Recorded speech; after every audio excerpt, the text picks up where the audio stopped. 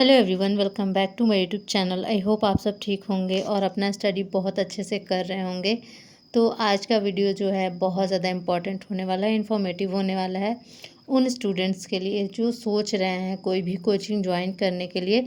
तो मैंने कौन सा ज्वाइन किया है और मेरा उसके साथ क्या एक्सपीरियंस है, मैं अच्छे से डिटेल वे में शेयर करने वाली हूँ। और मैंने केजीएस का बैच लिया है, 71st बीपीएससी का जो बैच था उसका फर्स्ट बैच मैंने लिया था। और उसका मैं एक्सपीरियंस शेयर करने वाली हूँ, कैसा है, क्या है, कितने दिन में सिलेबस कंप्लीट हो जाता है। बहुत सारे आपको वीडियो यूट्यूब पे मिल जाएंगे, बट मैं थोड़ा डिटेल वे में बात करना चाहती हूँ। टीचर्स, मेंस, पीटी क्या है, कैसे है, सारा चीज़ मैं अच्छे से बात करूँगी। और कमेंट में आप लोग भी अपना पॉइंट ऑफ व्यू शेयर कर सकते हैं। मैं जो शेयर कर रही हूँ वो मेरा एक्सपीरियंस है, और आप लोगों का क्या एक्सपीरियंस है केजीएस के साथ, वो अपना एक्सपीरियंस ज़रूर से शेयर कीजिएगा। और मैंने केजीएस से कौन कौन सा सब्जेक्ट किया है ये भी मैं बताती हूँ। सबसे पहले मैंने सुमित सर से फिजिक्स और मैंने बायो किया है, जिससे मुझे कुछ खास बेनिफिट 71st बीपीएससी में नहीं हुआ। और इकोनॉमिक्स मैंने केजीएस के भरत सर से किया था, जिनका 56 लेक्चर है मेरे बैच में, और सारे लेक्चर 3 घंटे से कम के नहीं हैं। और उसके साथ ही करंट अफेयर से ज़्यादा क्वेश्चन आए थे 71st बीपीएससी में, तो इससे भी कुछ खास हमें बेनिफिट नहीं हुआ। और उसके बाद मैंने ज्योग्राफ़ी किया था, जिसमें मैंने वर्ल्ड ज्योग्राफ़ी तो बहुत अच्छे से किया था। और जब हमारा एग्ज़ाम पास आ गया था तब तक हमारा ज्योग्राफ़ी का लेक्चर चल ही रहा था। उसमें कुल जो लेक्चर है 77 है, कुछ 3 घंटे के लेक्चर है, कुछ 2 घंटे के लेक्चर हैं। तो ये हो गया। और मैंने वर्ल्ड तो अच्छे से कर लिया था, इंडिया में नहीं कर पाई थी क्योंकि लास्ट लास्ट तक एग्ज़ाम के चल ही रहा था क्लासेस। केजीएस से मैंने बिहार स्पेशल किया था, जसवंत सर कराते हैं, काफ़ी अच्छे से उन्होंने बिहार स्पेशल कराया है। बिहार स्पेशल से मेरे लगभग सारे क्वेश्चन बन गए थे, सिर्फ 1 या 2 क्वेश्चन नहीं बने थे मेरे से, या फिर गलत टिक हो गए थे। उसके बाद हम आते हैं पॉलिटी में। पॉलिटी करण सर कराए हैं, उनसे मैंने पॉलिटी नहीं किया है क्योंकि मुझे उनकी लैंग्वेज उतनी अच्छी नहीं लगती है। उसके बाद आते हैं हिस्ट्री वाले सर, मंजू सर, तो उनकी लैंग्वेज काफ़ी अच्छी है, बट मैंने उनसे भी नहीं किया है।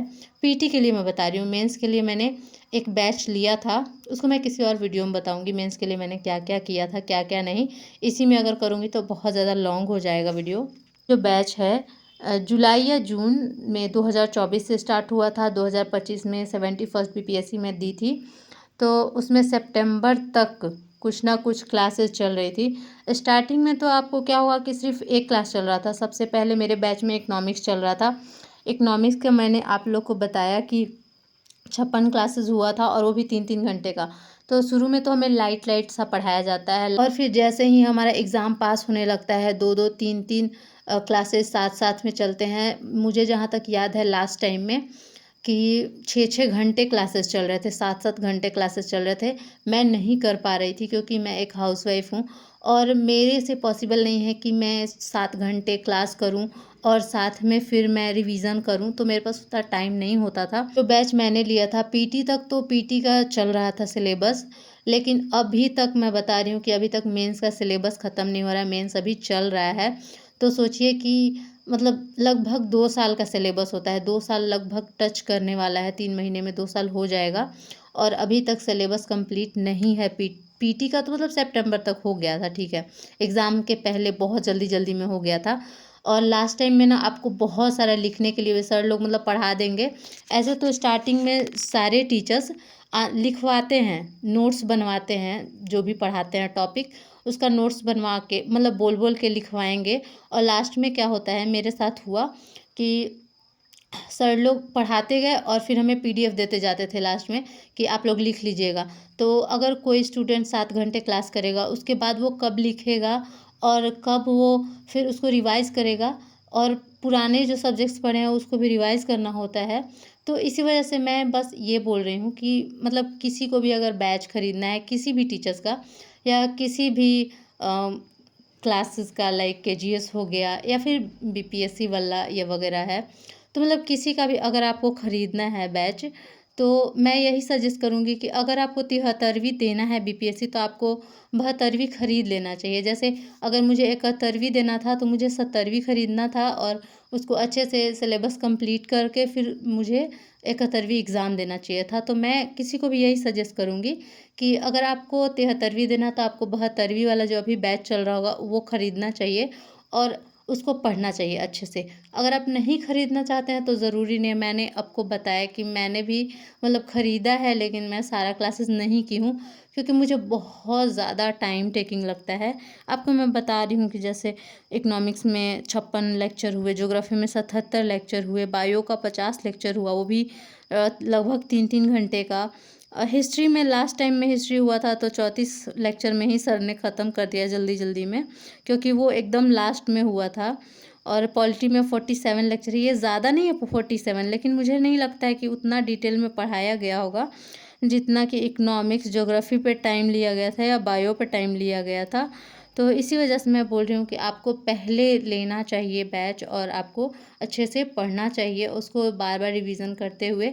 और ऐसा नहीं है, मैं बस जो मेरा एक्सपीरियंस है उसके साथ मैं आप बता रही हूँ कि अगर आपने कहीं से भी किसी का भी बैच लिया है तो आपको 100% उस पर रिलाई नहीं करना है, आपका नहीं सिलेक्शन होगा जैसे कि मेरा नहीं हुआ। और स्टार्ट करने के लिए प्रिपरेशन हमें किसी का ज़रूरत पड़ता है क्योंकि शुरू शुरू में हमें कुछ नहीं पता होता है। तो आप बैच लीजिए, मैं मना नहीं कर रही हूँ कि आप बैच मत लीजिए, बैच लीजिए, आप समझिए। लेकिन जो अगर आप कुछ भी टॉपिक जो भी पढ़ते हैं उसको आप पढ़ के कोचिंग में उसका नोट्स सर बनवाएंगे तो आप बना लीजिए। उसके बाद अपना किताब खोलिए, किताब में पढ़िए, क्योंकि क्वेश्चन जैसे सर ने लिखाया है वैसे नहीं आएगा। जितना इजी लैंग्वेज में सर ने लिखाया है वैसे क्वेश्चन नहीं आता है। तो आपको बुक पढ़ना पड़ेगा, बुक पढ़िए, एनसीईआरटी पढ़िए, फिर स्टैंडर्ड बुक पढ़िए, उसके बाद आप क्वेश्चन लगाइए। तो आपसे क्वेश्चन लगेंगे, स्टार्टिंग में आपको लगेगा कि मेरे नोट से हो जाएगा, आप क्वेश्चन प्रैक्टिस करेंगे तो, लेकिन हर बार थोड़ा पैटर्न चेंज कर करके क्वेश्चन आता है। आप पीवाईक्यू देखेंगे, आपसे पीवाईक्यू बन जाएगा, ठीक है। लेकिन अगर आपका नेक्स्ट एग्ज़ाम होगा तो उसमें थोड़ा पैटर्न चेंज होगा, थोड़ा लैंग्वेज चेंज होगा तो आप नहीं सॉल्व कर पाएंगे। इससे अच्छा है कि आप बुक पढ़िए, क्योंकि बुक वाला जो लैंग्वेज होता है, जैसे एनसीईआरटी वाला जो लैंग्वेज है सेम टू सेम वैसे ही चेप दिया जाता है जो एग्ज़ाम होता है उसमें। तो मैं हमेशा आप लोग से बोलती हूँ, और मैं शुरू से ही, चलो मैंने सारी गलतियाँ की लेकिन ये गलती मैंने नहीं की है। मैं शुरू में भी स्टैंडर्ड बुक पढ़ती थी, एनसीईआरटी पढ़ती थी, और अभी भी मैं एनसीईआरटी पढ़ के रख चुकी हूँ, क्योंकि अब पास ही एग्ज़ाम है तो मैं फिर से एनसीईआरटी मैंने पढ़ा था फिर मैं रख दी हूँ, अभी साइड कर दी हूँ। अभी जो मेरे नोट्स हैं जो मैंने सेल्फ बनाए हैं, कोचिंग वाले नोट्स को थोड़ा मैं कम प्रेफर करती हूँ क्योंकि वो बहुत ज़्यादा लेंदी हो जाता है तो नहीं हो पाता है मेरे से। और बहुत सारे मेरे व्यूअर हैं जो बिगनर हैं, उन्हें समझ में नहीं आता है कि मुझे प्रिपरेशन कैसे स्टार्ट करनी चाहिए। बहुत लोग ये बोल देते हैं कि आप 6 से 12 तक, या फिर मैं भी बोल देती थी कि 6 से 12 तक आप पहले एनसीईआरटी करिए उसके बाद आप कुछ करिए। तो अब मुझे लगता है कि ये चीज़ थोड़ा मुझे सुधारने का ज़रूरत है, ये मेरी गलती ही है कि मैंने डायरेक्ट ऐसे बोल दिया। क्योंकि बहुत सारे स्टूडेंट ऐसे भी हैं जिनका थोड़ा फाउंडेशन वीक होता है और उन्हें एनसीईआरटी समझने में ही प्रॉब्लम होता है। वो एनसीईआरटी नहीं समझ पाते हैं कि एनसीईआरटी क्या है, और बहुत सारे लोग हैं कि कंफ्यूज होते हैं कि अब मैं कैसे पढूँ, मुझे तो समझ में नहीं आता, और सोचते हैं कि जब मुझे समझ में नहीं आ रहा है तो फिर जब एनसीईआरटी नहीं समझ में आ रहा तो आगे मुझे क्या ही समझ में आएगा। तो एनसीईआरटी का लैंग्वेज थोड़ा टफ होता है। तो अगर आपको नहीं समझ में आ रहा है एनसीईआरटी तो आप सिंपली यूट्यूब पे जाइए और सर्च कर लीजिए जो आपको नहीं समझ में आ रहा है टॉपिक। या फिर मान लो आप 8th क्लास का ज्योग्राफी पढ़ रहे हो तो 8th क्लास ज्योग्राफी, तो वो बहुत सारे लेक्चर्स आ जाएंगे, तो आप उसमें से कोई भी जो आपको अच्छा लगे वो चूज़ करके और पढ़ाई कर सकते हो। तो एनसीईआरटी बहुत ज़्यादा इम्पोर्टेंट है, मोस्ट इम्पॉर्टेंट है, वो आपको करना ही है। तो आप उसका लेक्चर वगैरह देख के थोड़ा अंडरस्टैंडिंग बना सकते हैं। और अगर आप कोई बैच खरीदते हैं तो बैच में आप क्लासेस कीजिए, उसके सर नोट्स बनवाएंगे, नोट्स बनाइए, उसके बाद अपने नोट्स को एक बार पढ़िए। उसके बाद अगर आपका इच्छा है तो आप स्टैंडर्ड बुक उसी टाइम पढ़ सकते हैं, उसके बाद आप क्वेश्चन लगाइए, या फिर अपने नोट्स को पढ़ने के बाद भी आप क्वेश्चन लगा सकते हैं। अगर आपको लैंग्वेज पढ़ने में, लैंग्वेज समझने में दिक्कत हो रहा है जिसकी वजह से आप क्वेश्चन गलत कर रहे हैं, तो आपको स्टैंडर्ड बुक पढ़ना पड़ेगा या तो एनसीईआरटी पढ़ना पड़ेगा। तो वही मैं आपको डिटेल में, इसीलिए मुझे ना ऐसे 2 मिनट में कुछ भी बताने में अच्छा नहीं लगता है। मैं कुछ भी अगर शेयर करती हूँ तो मैं डिटेल में शेयर करती हूँ, ताकि अगर मेरा कोई वीडियो देख रहा है तो उसे बेनिफिट हो, ये ना हो कि वो कंफ्यूज हो जाए कि मुझे कैसे क्या करना है। और केजीएस के जो सारे लगभग टीचर हैं वो थोड़ा ज़्यादा टाइम टेकिंग हैं। जैसे खान सर भी ज़्यादा मजाक वजाक करते रहते हैं, उसी तरह से लगभग सारे टीचर्स हैं। तो मतलब मुझे पर्सनली, मुझे वैसे टीचर्स उतने पसंद नहीं आते हैं, मुझे थोड़ा सीरियस टीचर्स पसंद आते हैं।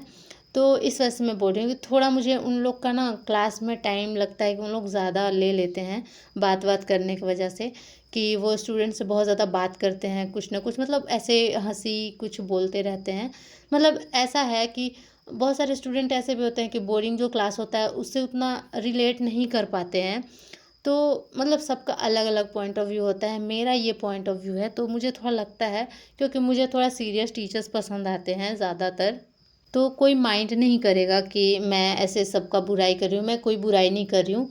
बस मैं अपना पर्सनल चॉइस बता रही हूँ कि मुझे कैसे टीचर्स पसंद हैं, कि वो थोड़ा सीरियस रहते हैं तो मुझे थोड़ा पढ़ने में सीरियसनेस लाने में अच्छा लगता है, और मैं ज़्यादा डीप पढ़ पाती हूँ। तो इसलिए मैं ये सारी चीज़ें शेयर कर रही हूँ। और लास्ट टिप मैं सबको यही दूँगी कि अगर आप किसी भी बीपीएससी का तैयारी कर रहे हैं तो 1 साल पहले का आप बैच लीजिए। अगर आपको 73वीं देना है तो आप 72वीं का लीजिए, अगर आपको 74वीं देना है तो आप 73वीं का लीजिए। मतलब आप सिलेबस कंप्लीट कर लीजिए, उसके बाद आराम से रिवीजन करके दीजिए। आपका हो सकता है फर्स्ट अटेम्प्ट में ही क्लियर हो जाए, लेकिन अगर आप जो देना है 73 देना है, 73 बैच लेते हैं, तो लास्ट टाइम में आपको बहुत ज़्यादा हौच-पौच होने वाला है। और ये सब कोई कमेंट करके बताएगा कि हौच-पौच हुआ था या नहीं, जिसने भी 71st बैच लिया था और 71st एग्ज़ाम दिया था। मैं पहले ही बता देती हूँ कि मेरी पर्सनली किसी के साथ कोई दुश्मनी नहीं है कि मैं बुराई करूँगी। जो मेरा पर्सनल एक्सपीरियंस था वही मैं शेयर करूँगी। और आप लोग कमेंट करके बताना कि दी, ये बात जो आपने बोला वो सही नहीं था, ये बात गलत था। वो सब आप लोग मुझे बता सकते हैं कमेंट करके, क्योंकि सबका पॉइंट ऑफ व्यू अलग होता है। तो जो भी आपको अच्छा लगा होगा वो भी बताइएगा, जो बुरा लगा होगा वो भी बताइएगा। तो आज के लिए बस इतना ही। Bye bye.